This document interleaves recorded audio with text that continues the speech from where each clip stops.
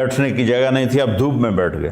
جو ہی آپ دھوپ میں بیٹھے، چند شاخوں نے تیزی سے اوپر آ کر آپ پہ سایہ کر لیا۔ تو بحیرہ یہ دیکھ رہا تھا، تو وہ کہنے لگا اس بچے کا باپ کون ہے؟ ابو طالب فرمانے لگے میں ہوں۔ کہا جھوٹ بولتے ہو، اس کا باپ مر چکا ہے۔ کہنے لگے ہاں وہ میرا بھائی تھا، لیکن یہ مجھے اپنے بچوں سے زیادہ محبوب ہے۔ تو اس نے سے آپ کی آنکھوں کو دیکھا، اس میں سرخ ڈورے تھے۔ کہا یہ سرخ لکیریں اس کے آنکھوں میں مستقل ہیں یا سفر کی وجہ سے؟ کہا نہیں مستقل ہیں۔ پھر اس نے آپ کی کمر کو کرتا اٹھا کے دیکھا تو مہر نبوت۔ کہا یہ اس دنیا کا آخری نبی ہے، اس کو یہیں سے لے کر واپس چلے جاؤ ورنہ یہود دیکھیں گے تو قتل کر دیں گے۔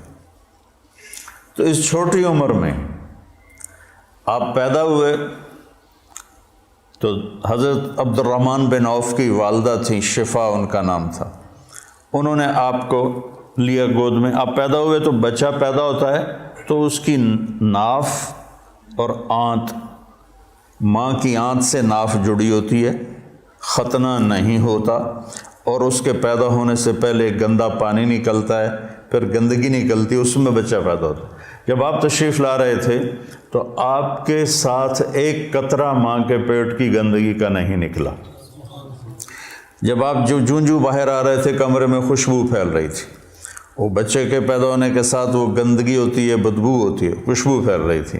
جب اس کی نظر پڑی آپ کی ناف پر تو وہ کٹی ہوئی تھی، آنت سے جدا تھی، باہر کینچی سے نہیں کاٹنی پڑی۔ اس کی نظر پڑی آگے تو آپ کا ختنہ ہوا تھا، ماں کے پیٹ سے ختنہ کروا کے نہیں آئے۔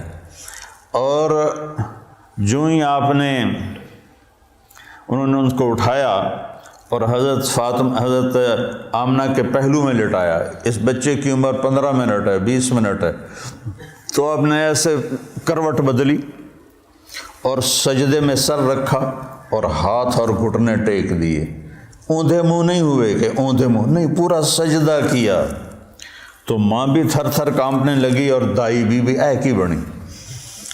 تو آپ نے لمبا سجدہ کر کے ایسے دونوں ہاتھوں پر اپنی چھاتی کو اٹھایا، آسمان کو دیکھا، سیدھے ہاتھ کو اوپر کیا اور شہادت کی انگلی کو ایسے کیا تو پوری چار طرف نور ہی نور پھیل گیا۔